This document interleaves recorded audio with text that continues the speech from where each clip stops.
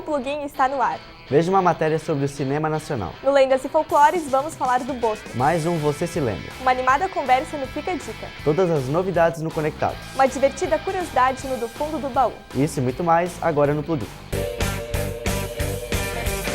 Nos últimos anos, os filmes brasileiros vêm ganhando destaque.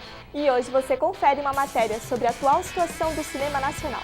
A matéria de hoje é sobre o cinema nacional. Primeiramente, a gente foi nas ruas perguntar pra galera qual foi o último filme que elas assistiram.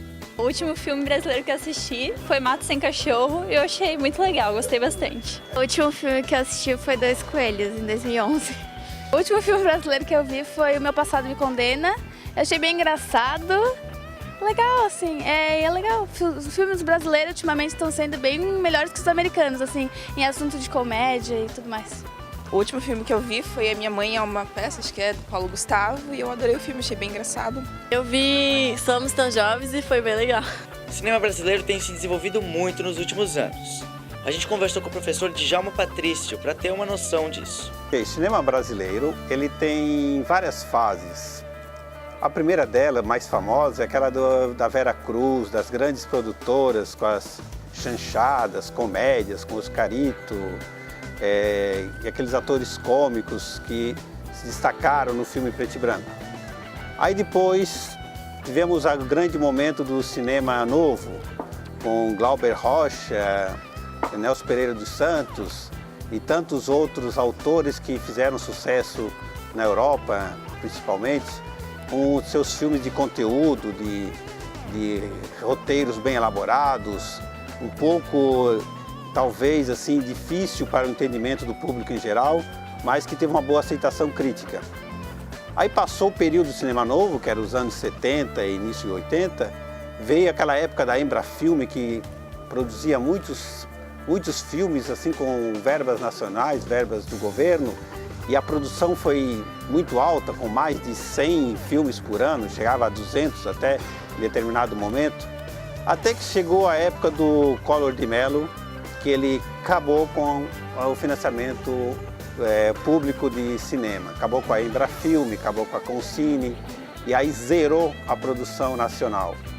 Com isso, o cinema teve que se autofinanciar, como acontece nos Estados Unidos, onde é uma verdadeira indústria o cinema norte-americano. Hollywood rende mais do que muitas empresas. Para ter uma ideia, o Titanic ele custou mais caro do que a construção do navio Titanic. Então imagina o quanto de dinheiro é investido no cinema norte-americano. Foi mais de 200 bilhões de dólares. Aí depois dos anos 90, com aquele fechamento da Embrafilme e da Concine, aos poucos o cinema nacional começou a dar seus primeiros passos com autofinanciamento. Aí teve uma lei, a chamada Lei Rouanet, que facilitava que as empresas aplicassem dinheiro em cultura e com isso uma parte do imposto seria aplicado nessas iniciativas culturais, entre elas o cinema. Mas demorou, até que começou a ter uma produção relativa. Hoje já estamos produzindo mais de 50 filmes por ano e com rendas assim boas. Imagina que a Dona Flor e seus dois maridos, de Bruno Barreto, que era dos anos 80, anterior aos anos 80, ele foi o maior filme de todos os tempos em bilheteria. Ele foi só superado recentemente por Tropa de Elite, de José Padilha, que foi depois de muito tempo que conseguiu uma bilheteria recorde. Agora nós temos uma nova era do cinema nacional, com novos autores. Por exemplo, vou citar os 3 últimos que chegaram no cinema nacional, que é Meu Passado Me Condena, que é com o conhecido ator Fábio Porchat, que também participa da direção, etc., junto com a Júlia Rezende, que é a diretora cineasta. O Mato Sem Cachorro, de Pedro Amorim, que é outro filme recém-lançado, com atores globais como Bruno Galhaço e Leandra Leal, e também um muito bem elaborado, com conteúdo interessante, que é o Serra Pelada, de Heitor Dalia, que é o cineasta, o diretor, e com a participação do Wagner Moura, que também se destacou naquele filme, o Tropa de Elite, com uma grande bilheteria. Então isso mostra que o cinema nacional ele está se renovando, está se consolidando, principalmente com esse fato de conseguir financiamento, não mais depender do governo, como era antes, o que tornava o cinema um pouco engessado, um pouco, como se diz popularmente, com o rabo preso com o governo, porque quais eram os filmes mais elaborados na época do financiamento público? Eram filmes ou de fundo histórico, tipo Dom Pedro I, sobre a Guerra do Paraguai, etc., fatos históricos que o governo na época gostava de financiar, ou filmes de diversão total, como as chanchadas, que era simplesmente para que o público se divertisse. Era a forma do panis et circense. Né? Agora não, agora, dependendo do caso, pode ter filmes elaborados, como foi citado alguns aqui para vocês, como o Serra Pelada atualmente, mas também teve aquele do Xingu, com o do Palhaço, também um filme do Celton Mello, que foi um filme também de bom conteúdo, foi até indicado para concorrer à nomination, né?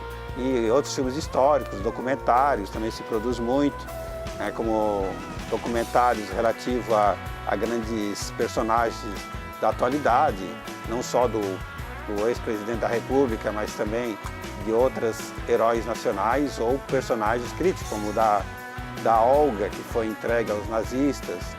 Então o cinema acho que está passando por um bom momento agora. Você conhece a lenda do Boto? Descubra um pouco mais agora no Lendas e Folclores.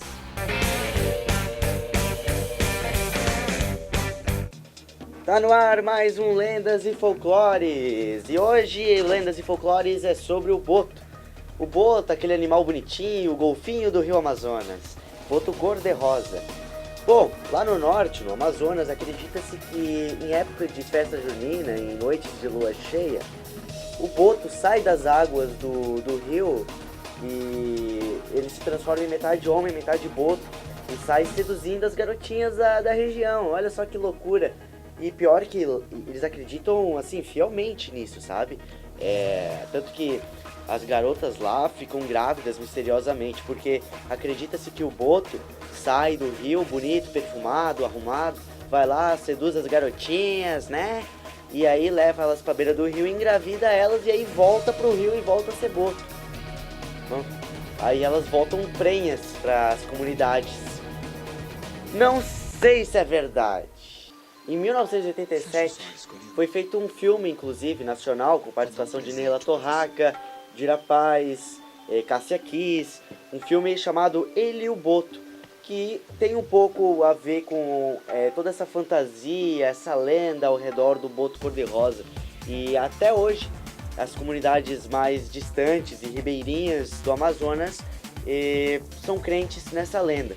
São tão crentes que acredita-se lá que comer a carne do boto, matar o animal, vai evitar que as pessoas fiquem encantadas pro resto da vida. O que é ruim, porque o boto cor-de-rosa é um animal em perigo de extinção, né? Então há muitos problemas com caçadas a esse animal. É uma pena que as pessoas ainda tenham esse tipo de comportamento lá na Amazônia. Há um outro lado ao redor dessa lenda. O boto ele não é só visto como o responsável por engravidar as mulheres. Ele também é conhecido como o protetor das mulheres. Acredita-se que o boto ele salva as mulheres de afogamentos, salva embarcações de naufragarem. Enfim, ele é conhecido também como protetor. Então é um lado positivo dessa lenda, além de, né, ser o responsável pela gravidez fora do casamento, que não justificou o adultério, né? Eu acho que as pessoas matam o boto e agem de maneira errada por essa crença, uma crença que vem de anos, de séculos, de famílias e famílias lá naquela região, mas que acho que agora tem que se tomar cuidado com o problema da matança aos botos. Enfim, o Lendas e Folclores fica por aqui. Semana que vem a gente vai estar falando de um Papai Noel muito divertido lá da Europa. E a gente explica isso melhor na semana que vem. Até lá! Fica ligado que o plugin já volta.